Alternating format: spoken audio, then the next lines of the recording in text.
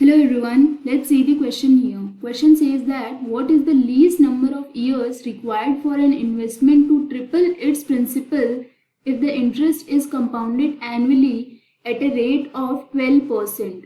And for this case, ln3 and ln1.12 value is given. यहाँ पे हम let करते हैं प्रिंसिपल अमाउंट है P. सो फाइनल अमाउंट क्या हो जाएगा यहाँ पे? This will be thrice of principal amount, क्योंकि क्वेश्चन में बोला गया है it is triple of its principal. Rate यहाँ पर गिवन है 12% and it is compounded annually. Time period इस केस के लिए हमें फाइंड आउट करना है. सो अमाउंट का फॉर्मूला हो जाएगा amount equal to principal value multiplied by 1 plus rate divided by 100 to the power time. Here यहाँ पे अब क्या करेंगे, हम वैल्यू सब्स्टिट्यूट करते हैं.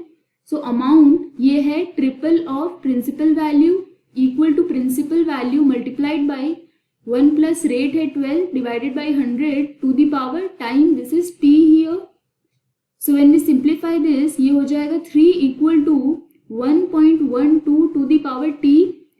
यहाँ पे क्या करते हैं, हम लॉग लेते हैं दोनों साइड में. So on taking log on both side, तो यहाँ पे क्या हो जाएगा, this will be equal to ln3 equal ln1.12 to the power t. So as we know the formula जो ln m to the power n होता है वो इक्वल होता है n multiplied by ln m. तो इस केस में ln3 ये इक्वल हो जाएगा t multiplied by ln1.12. t की वैल्यू आ जाएगी ln3 divided by ln1.12. And question में हमारे पास ln3 एंड ln1.12 की वैल्यूज गिवन है as we can see here.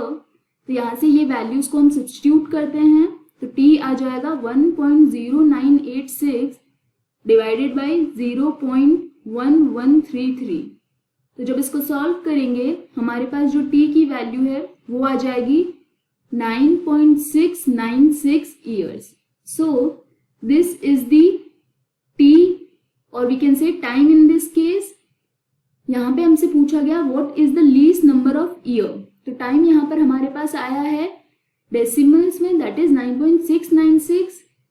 So at the end of 10th year only ये जो अमाउंट है वो मिलेगा. So for this case जो least number of years required है इस केस के लिए वो हो जाएगा option C, that says 10 years. So this is the final answer for this case.